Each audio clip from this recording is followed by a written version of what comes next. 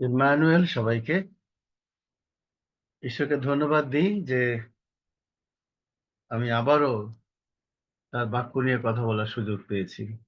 সত্যি আমার জন্য অবাক লাগে। কারণ আপনারা জানেন আমার মাথায় ব্রেইন টিউমার রয়েছে এবং ডাক্তার বলেছেন যে আমার চোখের দৃষ্টি দিন, দিন কমে যাবে এবং কমছেও বটে, অনেকখানি কমে গেছে। তবে শারীরিকভাবে যে অসুস্থতা হওয়ার কথা ছিল আ সেটা নাই। সেজন্য ঈশ্বরকে ধন্যবাদ দিই। আর আজকের এই দিনে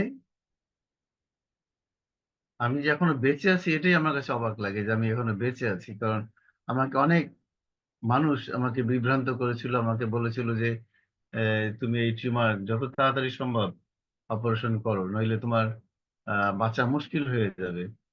কিন্তু কেন জানি আমার ঈশ্বরের প্রতি ভরসাটা একটু বেশি সবসময়। এবং আমি একটা সময় উপলব্ধি করলাম যে না, ঈশ্বর যদি চান তাহলে আমি বেঁচে থাকবো। আর না চাইলে তিনি হয়তো আমাকে নিয়েই যাবেন তার কাছে। যাই হোক, আ আমার আ আজকে যে বিষয় নিয়ে আমি কথা বলতে চাই, এটা এখন বেশ কি বলবো? সমকালীন একটা বিষয় হয়ে দাঁড়িয়েছে। অহরহ এই ঘটনা ঘটছে এবং প্রায় প্রতিটি জায়গায়, প্রতিটি এলাকায়, প্রতিটি দেশেই হচ্ছে। উন্নত দেশগুলোতে বেশিই হচ্ছে, অনেক আগে থেকে হয়ে এসেছে। কিন্তু আমাদের অঞ্চলে, বিশেষ করে আমাদের এই দক্ষিণ এশিয়া বা ভারত মহাবর্ষে এটা খুব কম ছিল। কিন্তু ইদানিং এটার ব্যাপকতা বেড়েছে প্রচুর পরিমাণে। যাই হোক, আমি শুরুতেই আ একটু প্রার্থনা করে নিই। মঙ্গলময় পিতা, তুমি আমাকে এই সুযোগ করে দিয়েছ। তোমার ইচ্ছা ছাড়া কিছুই হয় না প্রভুগণ। তাই আজকে আমি যা কিছু উপস্থাপন করব এখানে, প্রতিটি বিষয়ে তুমি আশীর্বাদ করো। পবিত্র আত্মার পরিচালনা দাও। যেন এখান থেকে আমি যা কিছু উপস্থাপন করব তা যেন সকলের উপকারে আসে। যারা এখানে উপস্থিত আছেন তারা সকলেই যেন এখান থেকে আশীর্বাদ লাভ করে যেতে পারেন। এবং এই প্রচার চলাকালীন সময় তুমি আমার কণ্ঠ, আমার এই যন্ত্রপাতি, বিশেষ করে আমার এই ডিভাইস, ইন্টারনেট, সমস্ত কিছু তুমি সচল রাখো। শুধু আমার নয়, বরং যারা শুনছে, যারা উপস্থিত আছে, তাদের সবাই ডিভাইস গুলো তুমি সচল রেখো। এই প্রার্থনা চাই তোমার পুত্র আমাদের ত্রাণকর্তা প্রভু যীশু খ্রিস্টের নামে। আমেন। আমি আজকে যে বিষয় নিয়ে কথা বলতে চাই সেটা হচ্ছে যে স্ত্রী পরিত্যাগ এবং পুনর্বিবাহ, অর্থাৎ ইংলিশে যদি বলি ডিভোর্স অ্যান্ড রিম্যারেজ ইজ অ্যাডাল্টি, অর্থাৎ ডিভোর্স করে আবারও বিয়ে করাটা হচ্ছে পাপ। এই বিষয়ে আমি কথা বলার চেষ্টা করব এবং আমরা অনেকেই জানি ডিভোর্সের ফল কি, ডিভোর্স কেন করতে হয়, কেন করি আমরা, হ্যাঁ? এবং কি কারণে করি, অনেকে এটা জানি। আমার চেয়ে হয়তো অনেকে আরো বেশি কিছুই জানে। তবু কেন মনে হলো যে এই বিষয়টা নিয়ে আমি কথা বলব। আর সত্যি কথা বলতে কি, আমি মন্ডলীগুলোতে এই বিষয়ে কথা বলতে খুব কমই শুনি বা শুনেছি রেয়ার হয়তো। আমার এই বয়সে কয়বার শুনেছি আমি জানি না। বাট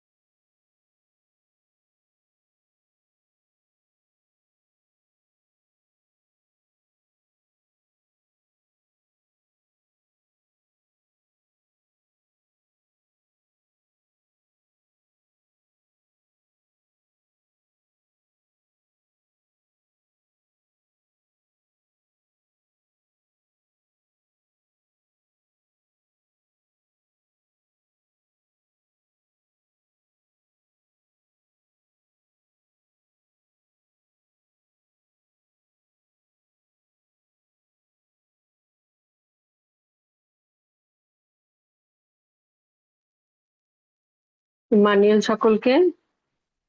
আমি দেখতে পাচ্ছি যে আমাদের বক্তার বোধহয় নেটের কিছু গন্ডগোল হচ্ছে, তো আসুন ততক্ষণ আমরা একটা কোরাস শুনি।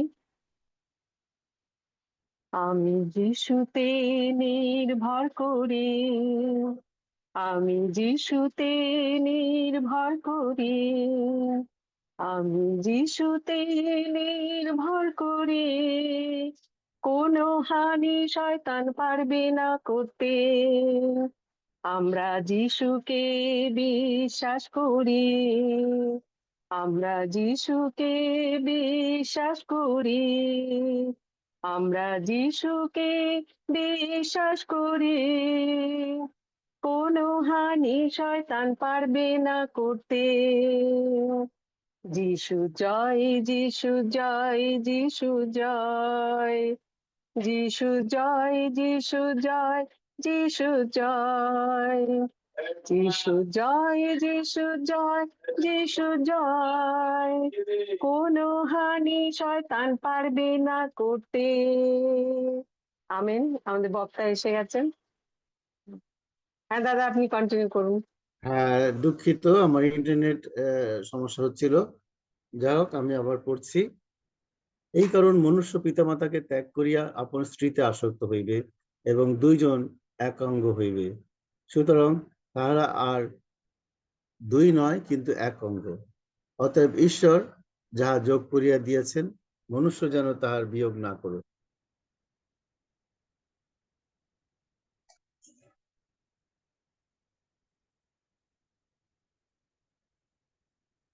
তাহারা তাহাকে কহিল, মসি কেন ত্যাগপত্র দিয়া পরিত্যাগ করিবার বিধি দিয়েছেন? তিনি তাহাদিগকে কহিলেন, তোমাদের অন্তঃকরণ কঠিন বলিয়া মসি তোমাদিগকে আপন স্ত্রীকে পরিত্যাগ করিবার পত্র অনুমতি দিয়াছিলেন, কিন্তু আদি হইতে এইরূপ হয় নাই। আর আমি তোমাদিগকে কহিতেছি, ব্যভিচার বা দোষ ব্যতিরেকে যে কেউ আপন স্ত্রীকে পরিত্যাগ করিয়া অন্য স্ত্রীলোককে বিবাহ করে, সে ব্যভিচার করে, এবং যে ব্যক্তি সেই পরিত্যক্তা স্ত্রীকে বিবাহ করে, সেও ব্যভিচার করে। শিষ্যেরা তাহাকে কহিলেন, যদি আপন স্ত্রীর সঙ্গে পুরুষ এইরূপ সম্বন্ধ হয়, তবে বিবাহ করা ভালো নয়। তিনি তাহাদিগকে কহিলেন, সকলে ওই কথা গ্রহণ করে না, কিন্তু যাহাদিগকে ক্ষমতা দত্ত হইয়াছে, তাহারাই গ্রহণ করে। কারণ এমন নপুংসক আছে, যাহারা মাতার গর্ভ উদয় হতে এইরূপ হইয়াছেন, জন্মিয়াছেন। আর এমন নপুংসক আছে, যাহাদিগকে মানুষ নপুংসক করিয়াছে। আবার এমন নপুংসক আছে, যাহারা স্বর্গরাজ্যের নিমিত্তে আপনাদিগকে নপুংসক করিয়াছে। যে গ্রহণ করিতে পারে, সে করুক। আমেন। খ্রিস্টদের প্রিয়জনেরা, আমরা পড়লাম যে ব্যভিচার এবং স্ত্রী পরিত্যাগ নিয়ে যিশু কি বলছেন। স্বয়ং যিশু কথাগুলো বলছেন আমাদেরকে। আমরা তাহলে কিসের ভিত্তিতে একজন স্ত্রীকে আমরা পরিত্যাগ করছি? কিসের ভিত্তিতে একজন স্বামীকে আমরা পরিত্যাগ করছি? আমি এই প্রসঙ্গটা এনেছি কারণ গত কয়েকদিনে আমার কাছে অন্তত 3টি ঘটনা এমন এসেছে যে স্ত্রীরাই পুরুষকে ত্যাগ করে চলে যাচ্ছে, চলে গিয়েছে, স্ত্রীরাই। এবং খোঁজ নিয়ে জানলাম যে সেই স্ত্রীলোকরা অত্যন্ত উচ্ছৃঙ্খল ছিল, তারা মাদকাসক্ত ছিল, তারা অবাধ্য ছিল স্বামীর। স্বামীরা তাদেরকে অনেক চেষ্টা করেছে ফিরে আনার জন্য, কিন্তু তারা ফিরে আসেনি। উপরন্তু তাদের বিরুদ্ধে আইনানুগ ব্যবস্থা নিয়ে তাদের কাছ থেকে তাদের সন্তান সহ চলে যায়। তাহলে আজকাল দেখছি যে উল্টো, আগে তো স্বামীরা স্ত্রীকে পরিত্যাগ করতো, এখন স্ত্রীরা স্বামীদেরকে পরিত্যাগ করতে শুরু করেছে। দিন যে কোথায় চলে এসছে, বা আমাদের এই যে আহ বিষয়গুলো যে কোথায় চলে এসছে, আমরা একটু কল্পনা করার অবকাশ খুঁজি। এখনো সময় আছে, আমরা আমাদেরকে পরিবর্তন করার চেষ্টা করি। নচেৎ এমন দিন আসবে যে আমরা হয়তো বুঝতেও পারবো না আমরা কোথায় এসে দাঁড়িয়েছি। তখন স্বামী স্ত্রী, কে কার স্বামী স্ত্রী, সেটাই আমরা খুঁজে পাবো না। তাই খ্রিস্টদের প্রিয়জনেরা, আমাদের মণ্ডলীগুলোকে আরো বেশি উদ্যোগী হতে হবে। আমাদেরকে আরো বেশি সচেতন হতে হবে। আমাদের জীবনযাত্রা, আমাদের চলাফেরা সমস্ত কিছুকে নিয়ন্ত্রণে আনতে হবে। হ্যাঁ, এখনকার জগৎ, এখনকার নিয়ম আধুনিক, এখনকার নিয়ম আহ আমি বলবো যে অনেকটা আমাদেরকে স্বেচ্ছাচারী করে তুলেছে, যে স্বাধীন চেতা করে তুলেছে। আমাদেরকে এক এক সময় মানে মনে হয় যে এরকম যে আমাদের ধর্মীয় আচার আচরণ বলতে কিছুই নেই। আমরা সেই ধর্মগ্রন্থ যদি পড়ার চেষ্টা করি তো আরেকজনে হাস্যরস করে। আমি যদি গির্জায় যাওয়া আসা করি তাও অনেকে হাস্যরস করে, হ্যাঁ সাধু হয়ে গেছিস, ঘন ঘন গির্জায় যাচ্ছিস। কিন্তু খ্রিস্টের প্রিয়জনেরা, গির্জে যাওয়া বা প্রভুর বাক্য পড়া একজনকে সাধু করতে পারে না। কিন্তু একজনকে পরিবর্তন করতে পারে। একজন পাপী মানুষকে ফিরিয়ে আনতে পারে পাপের পথ থেকে, ব্যভিচারের পথ থেকে, অন্যায়ের পথ থেকে। আমরা এই যে দেখলাম এই পাঠটাতে যিশু শুধু বলেছিলেন যে পুরুষ স্ত্রীকে পরিত্যাগ পত্র দেওয়ার বিষয়ে, কিন্তু তার শিষ্যরা বলেছিল পুরুষও যদি এরকম স্ত্রীর বিষয় করে তবে কি হবে। তাহলে তিনি বলছেন তারা নপুংসক, অর্থাৎ তারা মানুষ রূপের, মানুষ নামের কলঙ্ক, তারা মানুষ না, অমানুষ হয়ে গেছে। কোনো মানুষ আছে যারা জন্মগত ভাবেই এই আচরণগুলো করে আসছে, কোনো মানুষ আছে যারা বাধ্য হয়ে এগুলো করছে, আবার কোনো মানুষ আছে সে স্বর্গের নিমিত্ত এগুলো তারা করছে। কিন্তু বেশিরভাগ ক্ষেত্রেই আমরা দেখছি যে মানুষ বাধ্য হয়ে অনেক সময় ব্যভিচার করছে। তার একটি কারণ বা কয়েকটি কারণই আছে। আমি দেখছি সেখানে বেশিরভাগ ক্ষেত্রে দেখা যায় আমাদের মায়েরাই বা বোনেরাই এর জন্য দায়ী। কেমন? যে তারা হঠাৎ করে কর্মময় জীবন বেছে নিচ্ছে এবং তারা হয়তো জীবনে কখনো শহরে আসেনি, কখনো হয়তো চাকরি করেনি, হয়তো অন্য পুরুষের সঙ্গে তাদের ওঠা বসা হয়নি কখনো। কিন্তু যখনই তারা নতুন চাকরি বা ব্যবসা বা কর্মক্ষেত্র খুঁজে পাচ্ছে এবং তখন তারা অনেক পুরুষের সাথে ওঠা বসা করার সুযোগ পাচ্ছে। এমন সময় এমনই হয় যে হয়তো তার স্বামীর চেয়ে ভালো কোনো পুরুষের সাথে তার একটা ওঠা বসা শুরু হয়ে যায়, কথাবার্তা হয়, ভাব বিনিময় হয়। তখনই তার মধ্যে একটা পরকীয়া মনোভাব আসে এবং সেই মনোভাব থেকেই সে ব্যভিচার করতে থাকে এবং একটা সময় সে তার স্বামীকে ত্যাগ করে চলে যায় এবং স্বামীও বাধ্য হয় তাকে ত্যাগ করার জন্য। বিশেষ প্রিয়জনেরা, আমি আধুনিকা, আমি চাকরি করব, আমি ব্যবসা করব, এতে কোনো দোষ নেই। কিন্তু সেটার মধ্যে যেন কোনো পাপময়তা চলে না আসে। সেটার মধ্যে যেন সেই ব্যভিচার কথাটা চলে না আসে। এবং বিশেষ করে যেসব নারীদের ঘরে সন্তান রয়েছে, যার নিজস্ব গর্ভের সন্তান রয়েছে, সেই সন্তানের মুখের দিকে তাকিয়ে হলো তাকে ফিরে আসতে হবে। তাকে ত্যাগ স্বীকার করতে হবে।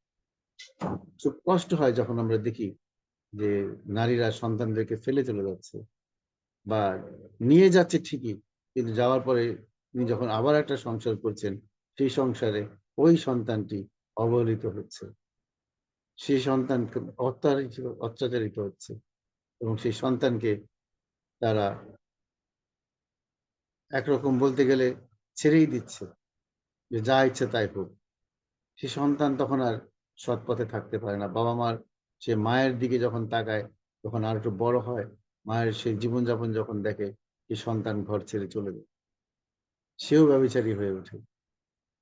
বিশেষ প্রিয়জনেরা, আমরা চেষ্টা করব, এখনো সময় আছে, চেষ্টা করব ফিরে আসতে।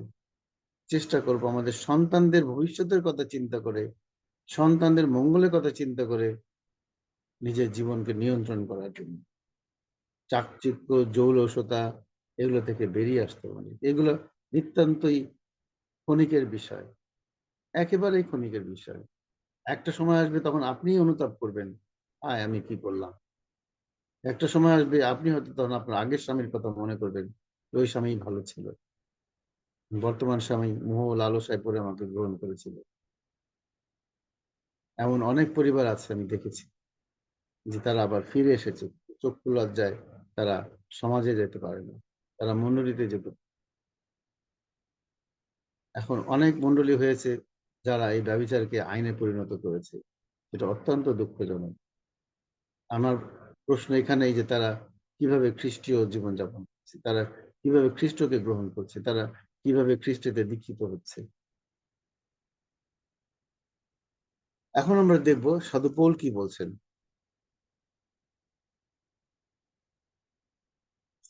করিন্থীয়দের কাছে সাধু পৌল 11 অধ্যায়, আমি 3 থেকে 8 পদ পড়ছি। তিনি বলছেন, আমার ইচ্ছা এই যেন তোমরা জানো যে প্রত্যেক পুরুষের মস্তক স্বরূপ খ্রিস্ট, এবং স্ত্রীর মস্তক স্বরূপ পুরুষ, এবং পুরুষ খ্রিস্টের মস্তক স্বরূপ, এবং খ্রিস্টের মস্তক স্বরূপ ঈশ্বর। তাহলে এখানে স্পষ্ট হচ্ছে যে স্ত্রীকে কখনো স্বামীর উপরে কর্তৃত্ব করার অধিকার দেওয়া হয়নি। তারা পরস্পরকে ভালোবাসবে, এক দেহ এক অঙ্গ হবে ঠিকই, বাট স্বামী সবসময় স্ত্রীর মাথায় মস্তক হয়ে থাকবে, অর্থাৎ মাথা হয়ে থাকবে, কর্তা হয়ে থাকবে। যেমন খ্রিস্ট পুরুষের কর্তা এবং ঈশ্বর খ্রিস্টের কর্তা। তিনি আরো বলছেন, যে কোনো পুরুষ মস্তক আবৃত করিয়া রাখেন, প্রার্থনা করে কিংবা ভাববাণী বলে, সে আপন মস্তকের অপমান করে। দেখুন, পুরুষদেরকেও শাসন করা হচ্ছে যে আমরা যদি মাথা ঢেকে প্রার্থনা করি বা ভাববাণী বলি বা আমরা এই যে প্রচার করি, তাহলে আমরা কি করছি? আমরা আমাদের ঈশ্বরকে অবমাননা করছি, আমাদের মস্তককে অপমান করছি। অর্থাৎ মস্তককে, আমাদের মস্তক হচ্ছে খ্রিস্ট। কিন্তু যে কোনো স্ত্রী আপন মস্তককে মস্তকে ও অনাবৃত করে প্রার্থনা করবে কিংবা ভাববাণী বলে, সে আপন মস্তকের অপমান করে, কারণ সে নির্বিশেষে মণ্ডিতের সমান হইয়া পড়ে। অর্থাৎ যখন সে একজন নারী, সে তার মাথায় কাপড় না দিয়ে সে বাইবেল পাঠ করে বা যেমন প্রচার করে, তখন সে তার সেই মণ্ডিতের অর্থাৎ নেড়ে মাথার সমান হয়ে যায়। অর্থাৎ যার মাথায় চুল নাই তার সমান হয়ে পড়ে। তাই তিনি বলছেন, ভালো যদি স্ত্রী লোক যদি মস্তক আবৃত না করে, না রাখে, সে চুলও কাটিয়ে ফেলুক। অর্থাৎ মাথা যদি ঢাকতে না পারে, তাহলে সে চুল কেটে ফেলুক। কিন্তু চুল কাটিয়া ফেলা, মস্তক মুন্ডন করা যদি স্ত্রীর লজ্জার বিষয় হয়, তবে মস্তক আবৃত রাখে। তাহলে এটাও বলা হচ্ছে, যদি চুল কেটে ফেলতে লজ্জা হয়, মাথা ঢাকতে লজ্জা হয়, সরি, তাহলে সে মাথায় কাপড় দিক, মাথাকে আবৃত রাখুক, মাথাকে ঢেকে রাখুক। বাস্তবিক বাস্তবিক মস্তক আবরণ করা পুরুষের উচিত নয়, কেননা সে ঈশ্বরের প্রতিমূর্তি ও গৌরব, কিন্তু স্ত্রী পুরুষের গৌরব। দেখুন, পুরুষকে বলা হচ্ছে ঈশ্বরের প্রতিমূর্তি এবং গৌরব, আর স্ত্রী পুরুষের গৌরব। তাহলে স্ত্রীকে অনেক অনেক সম্বরণ করে চলতে হবে, স্বামীর প্রতি শ্রদ্ধাশীল হতে হবে, ভক্তিশীল হতে হবে, তাকে সম্মান করতে হবে। তবেই সে প্রকৃত স্ত্রীলোক হিসেবে, ধার্মিকা স্ত্রীলোক হিসেবে বিবেচিত হবে। আমরা দেখি আবারও 1 করিন্থীয় 7 অধ্যায় 1 থেকে 5 পদ। আর তোমরা যে সকল কথা বলিয়াছ, তার বিষয়ে স্ত্রীলোককে স্পর্শ না করা মানুষের ভালো, কিন্তু ব্যভিচার নিবারণের জন্য প্রত্যেক পুরুষ নিজের ভার্যা গ্রহণ করুক, এবং প্রত্যেক স্ত্রীর নিজের স্বামী থাকুক। স্বামী স্ত্রীকে তাহার প্রাপ্য দেউক, তদ্রূপ স্ত্রীও স্বামীকে দেউক, কিন্তু নিজ দেহের উপরে কর্তৃত্ব না করুক। কিন্তু স্বামীর কাছে তার তদ্রূপ নিজের দেহের উপরে স্বামীর কর্তৃত্ব নাই, কিন্তু স্ত্রীর আছে। প্রিয়জনে দেখুন কত সুন্দর করে বলা হচ্ছে। সেই আমি বলছিলাম স্ত্রীর কর্তৃত্বের কথা। সাধু পৌল আমাদেরকে বুঝিয়ে বলছেন বিষয়টা। এটা সেই আহ মথিলিখিত মঙ্গল সমাচারের 11 অধ্যায়ের আলোকে এই কথাগুলো তিনি বলছেন। আমাদেরকে বুঝতে হবে। আসলে আমরা বুঝিও, অনেক সময় বুঝিও, কিন্তু অনেক সময় বুঝেও না বোঝার ভান করি বা অগ্রাহ্য করি। আমরা বলি, "ধুর এগুলো কি? এইসব কথার কোনো কাজ আছে? কোনো মানে হয় নাকি? আমি আমার মতন চলবো। আমার যা ইচ্ছা তাই করব। আমার গিজে দেওয়া দরকার। আমি এসব করব, ঠিক আছে। পরে ক্ষমা চেয়ে আমি পাপ স্বীকার করে ঈশ্বরের কাছ থেকে ক্ষমা চেয়ে নেব।" কিন্তু তা কিন্তু হয় না। আর যখন হয় তখন আমরা অনেক গভীরে চলে যাই। তখন মানুষ আমাদেরকে চিনতে পারে না। তখন মানুষ আমাদেরকে কাছেও ডাকে না। আমাদেরকে ঘৃণা করে তখন। আর ঈশ্বর তা আছেনই। যার সাথে আমি ব্যভিচার করছি তার কাছে ক্ষমা চাওয়ারও ধৃষ্টতা আমাদের তখন। যাকে আমি আজকে পরিত্যাগ করলাম তাকে গ্রহণ করার মানসিকতা আমার তখন। কারণ সে অন্য পুরুষ বা নারী দ্বারা ব্যভিচারিত হয়েছে। তাহলে এই বিষয়ের কোনো ক্ষমা নেই। আমি আমার দৃষ্টিতে দেখছি এবং যিশু তাই বলছেন। কোনো ক্ষমা নেই। আমরা ফিরে আসতে পারি যদি একান্ত উদারতা থাকে আমাদের মধ্যে, স্বামী বা স্ত্রীর মধ্যে যদি তেমন উদারতা থাকে, তাহলে হয়তো আমরা ফিরে আসতে পারবো, কিন্তু ক্ষমা পাবো না। প্রিয়জনা, আমরা এই কাজগুলো করি বেশিরভাগ ক্ষেত্রে উচ্চাভিলাষ এবং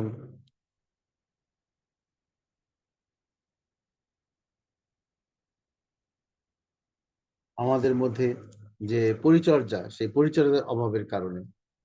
উচ্চাভিলাষ থেকেই আমরা বেশিরভাগ সময় আমরা পাপ করি এবং সেই পাপের একটা অংশ হচ্ছে, সবচেয়ে বড় অংশ হচ্ছে ব্যভিচার করা।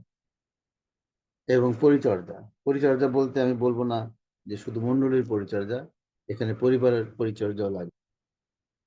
এই ব্যভিচার করার জন্য অনেক সময় পরিবার উৎসাহিত করে। এমন অনেক পরিবার আছে যারা মায়েরা সন্তানদেরকে ব্যভিচার করতে উদ্বুদ্ধ করে। সেই ব্যভিচারিণী কন্যার আয় সেই পরিবারে যায়। সেই পরিবার সেই আয় নিয়ে চলছে। খ্রিস্টের প্রিয়জনেরা, আমাদের ভাববার সময় এখন। আমরা কি করছি? কেন করছি? এবং আমাদের কি করা উচিত? যথেষ্ট আমাদের সুযোগ রয়েছে। আমি আবারও বলবো, এখানে অনেকেই আছেন যারা মণ্ডলীর পরিচালক, মণ্ডলীর নির্মাণকর্তা, মণ্ডলীর সৃষ্টি করেছেন একের অধিক, এবং যারা পবিত্র বাইবেল নিয়ে শিক্ষার কাজ করছেন, শিক্ষা দিচ্ছেন। কিন্তু এই বিষয়ে আমি এই পর্যন্ত আমার এই জুমে অন্তপক্ষে আমি শুনেছি বলে আমার মনে পড়ে না। তাই আমি অনুরোধ করব, এই বিষয়গুলো নিয়ে আপনারা আরো কথা বলুন। সমাজে বলুন, ঘরে বলুন, মণ্ডলীতে বলুন। তাহলে আমরা এই পাপ থেকে মুক্ত হব। তাহলে আমরা এই জঘন্য অপরাধ থেকে নিজেদেরকে রক্ষা করতে পারব। আপনি দেখুন, এটা যে শুধু আমার কিংবা আমার স্ত্রীর মধ্যে সীমাবদ্ধ থাকছে তা কিন্তু না। আমার পরিবারে ওই যে বললাম, যদি সন্তান থাকে, সেই সন্তান ধিক্কার দিয়ে আমাদেরকে, সেও পাপ পথে চলে যাচ্ছে। তাহলে আমি নিজে নয়, কিন্তু আমার পরিবার শুদ্ধ সবাইকে পাপের পথে নিয়ে যাচ্ছে। তাই খ্রিস্টের প্রিয়জনেরা, ধৈর্য ধরতে হবে আমাদেরকে। ঈশ্বর বলছেন, তুমি শেষ পর্যন্ত স্থির থাকো, তাহলে তোমাকে জীবন মুকুট। জীবন মুকুট হলো সেই স্বর্গরাজ্য। জীবন মুকুট হলো সেই অনন্ত জীবন। আমাদেরকে স্থির থাকতে হবে। হ্যাঁ, নিশ্চয়ই আমাদের মধ্যে অনেক ক্ষোভ থাকতে পারে, অভিমান থাকতে পারে, দুঃখ থাকতে পারে, কষ্ট থাকতে পারে, স্ত্রীর প্রতি অভিযোগ থাকতে পারে, স্বামীর প্রতি অভিযোগ থাকতে পারে। কিন্তু সেই অভিযোগগুলো খণ্ডন করার দায়িত্ব কিন্তু আমাদেরই। আমরা স্থির থেকে সেই অভিযোগগুলো খণ্ডন করি, পরস্পরের কাছে আসি, স্বামী স্ত্রীর কাছে থাকবো, স্ত্রী স্বামীর কাছে থাকবে, তবেই আমরা এই জঘন্য অপরাধ থেকে নিজেদেরকে ফিরিয়ে আনতে পারবো।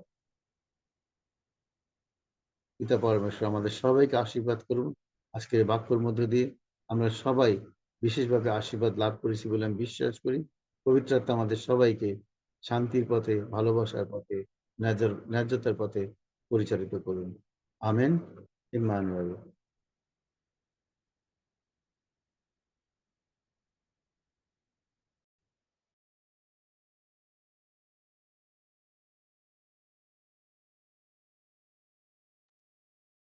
আমেন। ইম্মানুয়েল। ধন্যবাদ জানাচ্ছি শ্রদ্ধেয় মিস্টার ম্যাক্সওয়েল গোমসকে আমাদের সকলের মাঝে সেই প্রভুর বাক্য কি বলেছেন সেটি আমাদের সকলকে জানানোর জন্য।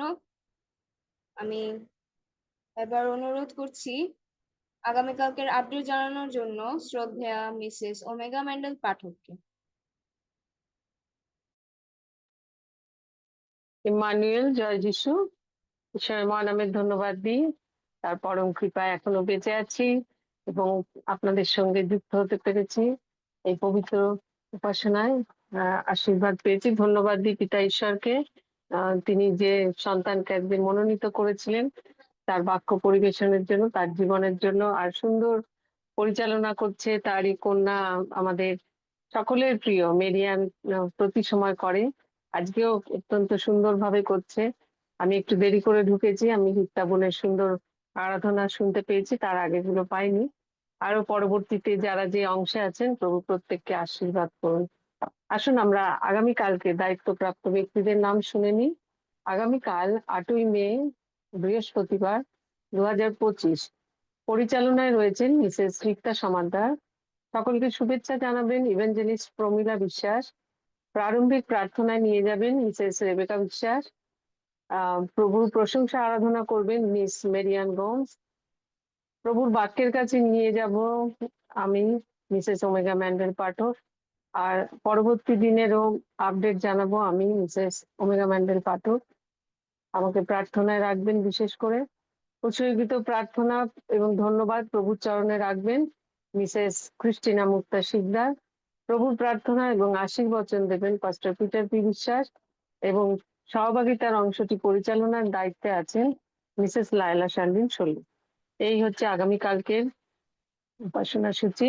আমরা প্রতিদিনের মতো আগামীকালও যথাসময়ে বাংলাদেশ সময় রাত 9:30 এবং ভারতীয় সময় 9টায় যোগ দিই, আমাদের প্রিয়জনদেরকে নিয়ে এই আশীর্বাদের অংশীদার করি। সবাই ভালো থাকবেন, সুস্থ থাকবেন, প্রভুর আশীর্বাদের নিচে থাকবেন। জয় যিশু। জয় যিশু। ধন্যবাদ জানাই শ্রদ্ধেয়া মিসেস ওমেগা ম্যান্ডেল পাঠককে আমাদেরকে আগামীকালকের আপডেট জানিয়ে দেওয়ার জন্য। এবার আমি অনুরোধ করছি শ্রদ্ধেয়া মিসেস মালাবারিকদারকে আমাদের সকলের মাঝে সমস্ত বিষয় নিয়ে প্রার্থনা করার জন্য। এখন আপনার সময়। ধন্যবাদ মারিয়ান। আসুন আমরা মস্তক অবনত করি এবং আমাদের সমস্ত ধন্যবাদ প্রার্থনার বিষয়গুলো আমরা ঈশ্বরের চরণতলে সমর্পণ করি। Hallelujah, hallelujah. পবিত্র পবিত্র পবিত্র বাহিনীগণের ঈশ্বর সদা প্রভু, এই সময় আর একবার প্রভু যীশু খ্রিস্টের নামে তোমাকে ধন্যবাদ দেই, গৌরব করি পিতা, তোমার প্রশংসা করি, কেননা তুমি সমস্ত গৌরব, প্রশংসা, সমাদর, আধিপত্য, কর্তৃত্বের একমাত্র মালিক প্রভু। তোমার নাম ঊর্ধ্বে উঠাই, কেননা তুমি স্বর্গে তোমার সিংহাসন, পৃথিবী তোমার পাদপীঠ প্রভু। এই সময় আরেকবার তোমার কাছে প্রণিপাত করি প্রভু যীশু খ্রিস্টের নামে, তোমার কাছে কৃতজ্ঞতা জানাই যে তুমি আমাদের জীবনের জন্য প্রতিদিন, প্রতি মুহূর্ত প্রভু যে অনুগ্রহ করে যাচ্ছ, তার বিনিময়ে তোমাকে দেবার মতো কিছুই নেই প্রভু। কিন্তু এই সময় প্রভু আমরা তোমার কাছে নিজেদেরকে সমর্পণ করি আরেকবার প্রভু আমরা তোমার কাছে আমাদের এই অঞ্জলি বিস্তার করি প্রভু। তুমি দয়া করো, অনুগ্রহ করো, তুমি ক্ষমা করো আমাদের সমস্ত অযোগ্যতা প্রভু। অনেক মূর্খতা আছে প্রভু, তুমি ক্ষমা করো প্রভু। ব্যক্তিগতভাবে আমি, আমার পরিবার, আমার ভাই বোন এখানে আমরা যারা আছি, প্রত্যেকের পক্ষে তোমার কাছে নম্র হই। তুমি আমাদের প্রত্যেককে ক্ষমা করো প্রভু, নিজ নিজ জায়গা থেকে, যেন আজকের এই সময় তুমি যে অনুগ্রহ আমাদেরকে করতে যাচ্ছ তার উপযুক্ত হই, উপযোগী হই প্রভু। ধন্যবাদ দেই পিতা তোমার পবিত্র উপস্থিতির জন্য। ধন্যবাদ দেই আমরা আজকে যতজন এখানে উপস্থিতি আছি আমাদের প্রত্যেকের জীবনের জন্য প্রভু, আমাদের পরিবারের জন্য, আমাদের মণ্ডলীর জন্য। এই সময় বিশেষভাবে ধন্যবাদ দেই আজকে যে সন্তানকে তুমি ব্যবহার করেছো, শ্রদ্ধেয় মিস্টার ম্যাকচুয়াল গমেজ প্রভু মহোদয়ের জীবনের জন্য আমরা তোমার কাছে কৃতজ্ঞ থাকি যে তুমি এই সন্তানকে অনেক ভালোবাসো প্রভু। নানা রকমের প্রতিকূলতার মধ্য দিয়েও তুমি তাকে ব্যবহার করছো, পরিচালনা দিচ্ছ। এই জন্য ধন্যবাদ দেই। মেরিয়ানের জীবনের জন্য ধন্যবাদ দেই প্রভু। এই পরিবারে আরো যারা আছেন প্রভু তাদের প্রত্যেকের জীবনের জন্য ধন্যবাদ দেই। দিদির জীবনের জন্য ধন্যবাদ দেই। তুমি আশীর্বাদ করো, তাদের ভার তুমি বহন করে যাচ্ছ, দাদাকে তুমি সুস্থ শরীরে রাখছো, যে দুর্বলতা গুলো আছে যিশু নামে তুমি তা দূর করো প্রভু। তার কর্মক্ষেত্র সবকিছুকে আমরা তোমার হাতে রাখি। তার যে প্রাণের আকাঙ্ক্ষা যেন প্রত্যেকের সাথে মিলেমিশে শান্তিতে বসবাস করতে পারে, আমরা তোমার হাতে রাখি। আয়ু দিয়ে বাঁচাই রাখো প্রভু। লিলিয়নকেও তুমি আশীর্বাদ পিতা। ধন্যবাদ দেব এভরিডে প্রেয়ার গ্রুপের জন্য। এই দলের মধ্য দিয়ে আগামীকালকে শ্রদ্ধা মিসেস ওমেগা ম্যান্ডেল পাঠক দিদিকে তুমি ব্যবহার করবে বলে প্রভুকে মনোনীত করেছো। ধন্যবাদ দেই তোমার এই মনোনয়নের জন্য এবং বিশ্বাস করি যে ইতিপূর্বে তুমি উপযুক্ত বাক্য তার মধ্য দিয়ে প্রস্তুত করেছো। আগামীকালকে আমাদেরকে আশীর্বাদের মধ্যে নিয়ে আসবে এই প্রত্যাশা আমাদের আছে প্রভুকে। তুমি অনুগ্রহ করো পিতা। বিশেষভাবে যারা এই দল পরিচালনা করছেন তাদের প্রত্যেকের জীবনের জন্য ধন্যবাদ দেই প্রভু। তুমি আশীর্বাদ করো প্রত্যেককে প্রভুকে, অনুগ্রহ করো। হ্যাঁ, বিশেষভাবে তাদের ব্যক্তি জীবন, তাদের পরিবার, তাদের পরিচর্যা সবকিছুকে তোমার হাতে রাখি। তুমি তাদেরকে আশীর্বাদ করো, দীর্ঘ আয়ু দিয়ে বাঁচাই রাখো, প্রজ্ঞায় তুমি বলবান করো প্রভু। বিশেষভাবে বাংলাদেশ প্রভু, এই দেশের জন্য প্রার্থনা করি। এই দেশ তোমার প্রভু, তোমার সন্তানদের দিয়েছো, এই দেশকে তুমি স্বাধীন করেছো প্রভু। সবকিছুর জন্য আমরা কৃতজ্ঞ থাকি, কিন্তু তারপরেও প্রভু এই দেশে নানা রকমের প্রভু সেই পরাধীনতার মধ্যে দিয়ে প্রতিদিন পরিচালিত হচ্ছে প্রভু। নানা রকমের দুর্যোগ প্রভু, নানা রকমের প্রতিকূলতা প্রভু, যুদ্ধ, অশান্তি, বিগ্রহ প্রভু আমরা তোমার কাছে রাখি প্রভু। এই দেশকে তুমি আরোগ্য করো প্রভু। এই দেশের পক্ষে দাঁড়ায় পিতা গো। যতগুলো ফাটল আছে প্রভু, সমস্ত ফাটল গুলো তোমার শান্তিতে পরিপূর্ণ করো প্রভু। অনুগ্রহ স্বীকার করি আমার কিংবা আমাদের সমস্ত অযোগ্যতা, ত্যাগ করি প্রভু আমাদের সমস্ত পাপ গুলো প্রভু, যা আমাদের দেশের পক্ষে ভারযুক্ত। তুমি ক্ষমা করো এবং আমাদের দেশকে তুমি আরোগ্য করো। যিশু নামে তুমি আরোগ্য করো প্রভু। তোমার শান্তি এই দেশে প্রতিষ্ঠিত হোক প্রভু। যারা এই দেশকে পরিচালনা করে তুমি তাদেরকে আশীর্বাদ করো, তোমার প্রজ্ঞায় তুমি তাদেরকে ধরো প্রভু, যেন তারা এই দেশকে শান্তির দিকে প্রভু পরিচালনা করতে পারে। বিশেষভাবে প্রভু আমরা প্রার্থনা করি পিতা, যারা সুসমাচার প্রচার করছেন আমরা তাদের প্রত্যেককে আশীর্বাদের জন্য প্রার্থনা করি। বিশেষভাবে মন্ডলী গুলো, তাদের ব্যক্তি জীবন প্রভু প্রত্যেককে তুমি আশীর্বাদ করো। বাংলাদেশ মন্ডলীগুলোর মধ্য দিয়ে একটা আত্মিক জাগরণ সৃষ্টি হয় প্রভু, তুমি আশীর্বাদ করো। প্রার্থনা করি আমাদের সন্তানদের জন্য, আশীর্বাদ করে যাচ্ছে এই সন্তানদেরকে তুমি অনুগ্রহ করো, তোমার জ্ঞানে বুদ্ধিতে তুমি বৃদ্ধি করো, যেন এই সন্তানের প্রভু ভাবে জগতের সাথে মিলে না যায়। টিয়া এবং ক্যাবিনের জন্য ধন্যবাদ দেই প্রভু। আমরা তোমার কাছে কৃতজ্ঞ থাকি যে তুমি এই সন্তানদেরকে এখন আমাদের সাথে যুক্ত রেখেছো, পরিবারকে প্রভু তোমার আরোগ্যতার মধ্যে নিয়ে এসেছো। এই জন্য কৃতজ্ঞ থাকি, তুমি অনুগ্রহ করো। প্রার্থনা করি পারুল দাস দিদির জীবনের জন্য। কয়েকটা গোপন প্রার্থনা আছে প্রভু, আমরা তোমার কাছে রাখি। তুমি আশীর্বাদ করো, এই প্রার্থনার উত্তর দিয়ে তুমি সুখী করো প্রভু। যেন আমরা তোমাকে ধন্যবাদ দিতে পারি। তার শাশুড়ি আছে প্রভু, সে 91 বছর বয়সে, সেই সন্তানকে আমরা তোমার হাতে রাখি। তুমি দয়া করো প্রভু, বার্ধক্যজনিত নানা রকমের সমস্যা আছে প্রভু, তুমি সেই সন্তানকে সুস্থ শরীরে রাখো, যেন তোমার নিরূপিত দিনের অপেক্ষায় প্রভু ধন্যবাদ দিতে দিতে এগিয়ে যেতে পারে। যিশু নামে তুমি আশীর্বাদ করো প্রভু। হালেলুয়া। আমাদের অনেক প্রার্থনার বিষয় আছে এখানে প্রভু, তুমি জানো। তুমি আশীর্বাদ করো প্রভু। বিশেষভাবে প্রভু তার ছোট বোন ভারতী, তার স্পাইনাল কর্ড প্রভু শুরু হয়ে গেছে। যিশু খ্রিস্টের নামে আমরা তার আরোগ্য ঘোষণা করি প্রভু। তুমি আশীর্বাদ করো, দয়া করো পিতা, দয়া করো। তোমার স্পর্শের অপেক্ষায় আমরা প্রতিদিন প্রভু এই সন্তানদের জন্য আমরা তোমার কাছে বিনতি করে যাচ্ছি প্রভু। বিশেষভাবে প্রার্থনা করি পিতা নেন্সি সন্তান ব্যানার্জি জীবনের জন্য প্রভু। তারা পরিবারগতভাবে ভালো আছেন, সুস্থ আছেন, এই জন্য ধন্যবাদ দেই। দুটি গোপন প্রার্থনা আছে প্রভু, আমি তোমার কাছে রাখি এই প্রার্থনার বিষয়গুলোকে প্রভু। তুমি জানো, যদিও আমাদের কাছে অজানা, কিন্তু তুমি আমাদের সর্বশক্তিমান ঈশ্বর প্রভু। তুমি সগৌরব রক্ষণে উদ্যোগ ঈশ্বর প্রভু। তুমি তোমার গৌরব সাধন করো পিতা। তুমি এই পরিবারের পক্ষে, সন্তানদের পক্ষে সহায় এবং বল প্রভু। সমস্ত প্রভু তোমার আশীর্বাদের দরজাগুলো তুমি খুলে দাও প্রভু। তাদের সাথে আমরাও তোমাকে ধন্যবাদ দিতে পারি, তোমার গৌরব করতে পারি প্রভু। প্রার্থনা করে রত্না মল্লিক প্রভু দিদির জীবনের জন্য। প্রভু ধন্যবাদ দিয়েছে, তারা ভালো আছেন, সুস্থ আছেন, এই জন্য বিশেষভাবে প্রার্থনা করি প্রভু গো। তার বাম সাইড অবশ্যই আছে, যিশু নামে প্রভু গো। আমরা এই সন্তানের সাথে তোমার কাছে রাখি প্রভু গো। এই সন্তানকে তুমি তৈরি করেছো, মাতৃ জঠরে তুমি বুনেছো, প্রত্যেকটা অঙ্গ প্রত্যঙ্গ তোমার জানা আছে প্রভু। তোমার সন্তান আজকে এক পাশ অবশ হয়ে আছে প্রভু। নাসরতীয় যীশু খ্রিস্টের নামে তুমি তাকে সুস্থ করো প্রভু। যিশুর নামে সমস্ত অবশতা যীশু খ্রিস্টের নামে দূর হোক প্রভু। সুস্থ হোক, যিশু নামে সুস্থ হোক প্রভু। সুস্থ হোক প্রভু। তার ভাইয়ের জন্য প্রার্থনা করছি, কিডনি জনিত রোগে ভুগছে, যিশু নামে প্রভু। তুমি দয়া করো পিতা, অনুগ্রহ করো তোমার এই সন্তানদেরকে প্রভু। যারা অসুস্থ আছেন প্রভু, তোমার আরোগ্যতায় এই সন্তানদেরকে স্পর্শ করো। জেমস প্রায় বিশ্বাস প্রভু, দাদার জীবনের জন্য ধন্যবাদ দিই। তার স্ত্রী অনেক অসুস্থ আছে প্রভু। আমি তোমার কাছে সেই সন্তানকে রাখি প্রভু। তুমি দয়া করো সমস্ত প্রভু জটিলতার ঊর্ধ্বে তোমার অনুগ্রহ, তোমার ভালোবাসা আমাদের জীবনে, তোমার অনুগ্রহই যথেষ্ট প্রভু। তোমার একটুখানি স্পর্শ আমাদের জীবনের জন্য যথেষ্ট প্রভু। আমি সন্তানের পক্ষে তোমার কাছে বিনতি করি প্রভু, তুমি দয়া করেছো প্রভু। সমস্ত চিন্তার ভার আমি তোমার হাতে রাখি প্রভু। বিশেষভাবে তার মেয়ের জন্য, ছেলের জন্য প্রার্থনা করি প্রভু। সেই সন্তানদেরকে তুমি আশীর্বাদ করো প্রভু। তোমার পরিকল্পনা অনুসারে তুমি তাদেরকে সাজাও প্রভু। অনুগ্রহ করো পিতা, যেন প্রতিদিন এই সন্তান তোমার কাছে ধন্যবাদের ডালি নিয়ে আসতে পারে। ধন্যবাদের রিক্তা সমুদ্র আন্টির জীবনের জন্য প্রভু।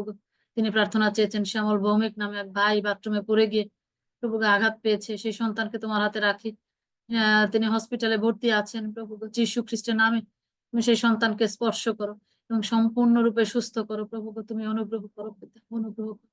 ধন্যবাদ দিই ওমেগা পাঠক দিদির জীবনের জন্য প্রভু। তোমার দয়ায়, তোমার অনুগ্রহে ভালো আছেন, সুস্থ আছেন প্রভু। তারও বিশেষ কতগুলো প্রার্থনার বিষয় আছে প্রভু। আমি তোমার কাছে বিনতি করি সেই সন্তানের জন্য প্রভু। তুমি দয়া করো এবং তুমি উত্তর দানে সুখী করো প্রভু, যেন আমরা তোমাকে ধন্যবাদ দিতে পারি। পারিবারিক বন্ধু নীরা, তার ক্যান্সার আছে প্রভু। আমরা অনেকদিন ধরে প্রার্থনা করে যাচ্ছি, যিশু নামে তুমি তাকে স্পর্শ করো এবং সম্পূর্ণরূপে সুস্থ করো। বিশেষভাবে তিনি দেশের জন্য প্রার্থনা চেয়েছেন, দুটি দেশ প্রভু। এই দেশের মধ্যে যে সমস্যা চলছে তা তুমি জানো প্রভু। আমরা তোমার কাছে রাখি সমস্ত বিষয়গুলোকে প্রভু। শয়তানের সমস্ত কার্যক্রম প্রভু, সবকিছুকে আমরা তোমার পায়ের নিচে রাখি প্রভু। তুমি দয়া করো প্রভু, তুমি মুক্ত করো আমাদেরকে, এই অরাজকতা থেকে তুমি আমাদেরকে রক্ষা করো প্রভু। অনুগ্রহ করো প্রভু। আমার ধন্যবাদ দেই ম্যাকচুয়াল রমেশ দাদার জীবনের জন্য প্রভু। তুমি সেই সন্তানদেরকে আশীর্বাদ করো, সুস্থ রাখো, সবল রাখো প্রভু। চিন্তা মুক্ত রাখো প্রভু। প্রার্থনার বিষয়গুলো তুমি জানো প্রভু। দুটি গোপন প্রার্থনা আমি তোমার কাছে রাখি, এই প্রার্থনার বিষয়ে প্রভু তুমি আশীর্বাদ করো, অনুগ্রহ করো প্রভু। আমি প্রার্থনা করি রোজমেরি ব্যানার্জি সাহা প্রভু জেঠির জীবনের জন্য। তোমার অনুগ্রহে ভালো আছেন, সুস্থ আছেন, এই জন্য ধন্যবাদ দেই প্রভু। তুমি সুস্থ শরীরে বাঁচিয়ে রেখেছো প্রভু। বিশেষভাবে জ্যাঠাকে তোমার হাতে রাখি প্রভু। তুমি সেই সন্তানকে জানো প্রভু, শয্যায় আছে পিতা গো। তুমি সেই সন্তানকে আশীর্বাদ করো পিতা, দয়া করো, সমস্ত কষ্টের অবসান তুমি ঘটাও প্রভু। তুমি না করো এমন কিছু নেই প্রভু। তোমার হাতে রয়েছে সমস্ত কিছু প্রভু। তুমি অনুগ্রহ করো প্রভু, অনুগ্রহ করো, অনুগ্রহ করো।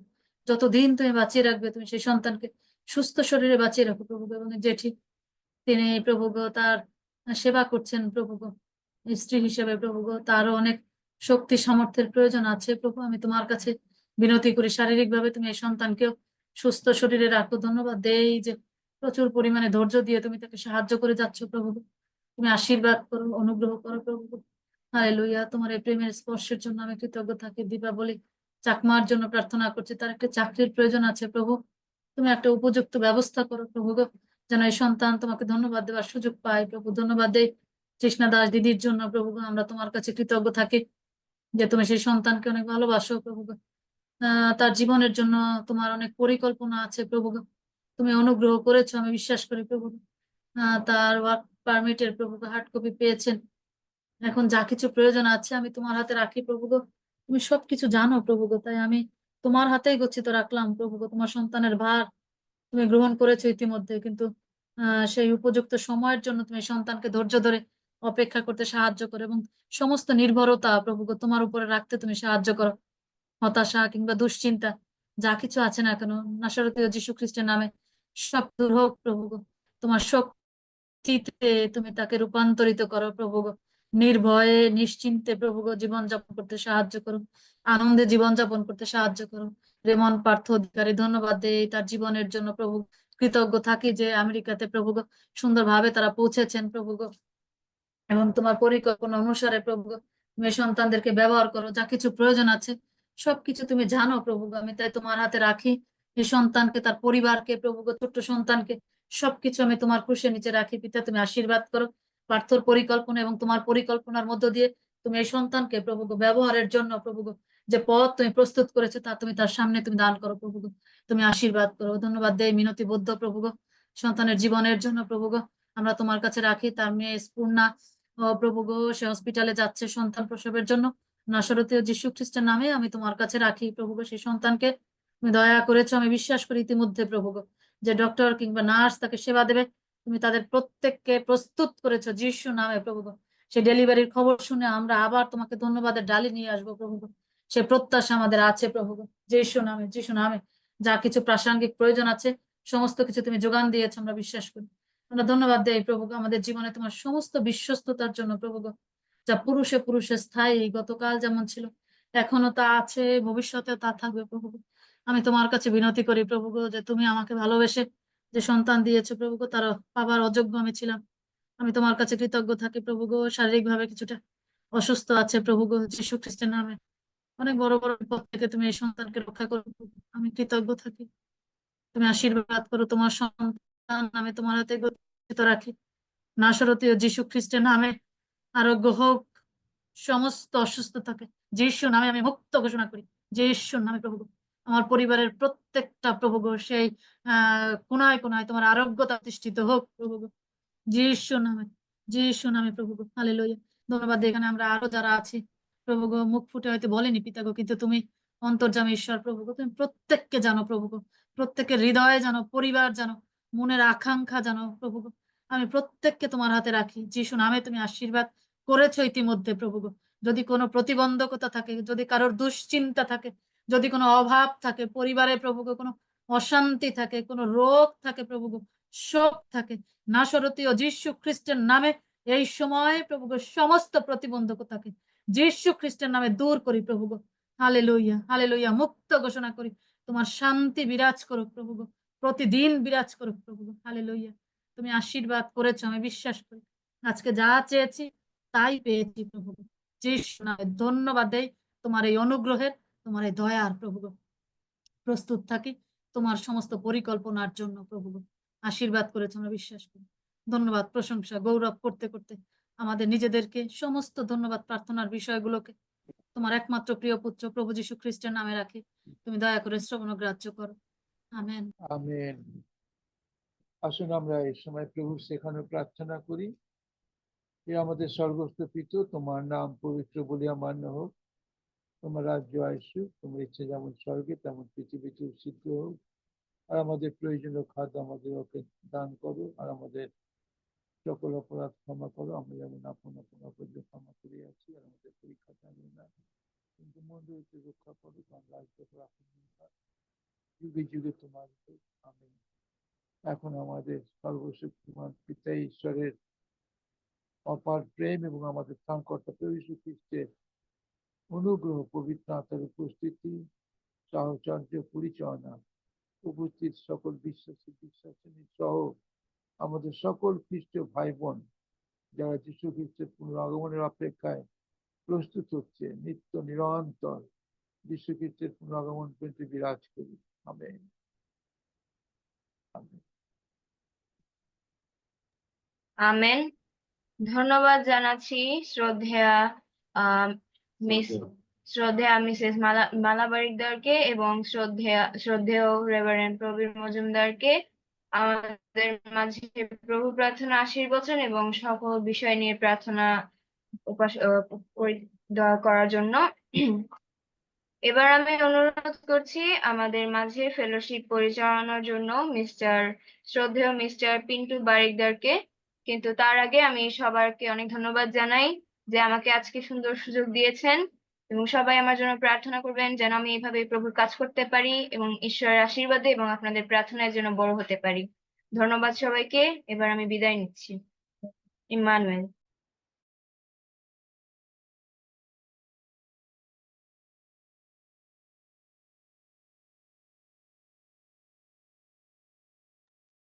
আমি পিন্টু আঙ্কেলকে দেখতে পাচ্ছি না, তাই আমি অনুরোধ করছি শ্রদ্ধেয়া লায়লা শার্লিন আন্টিকে ফেলোশিপ পরিচালনার জন্য।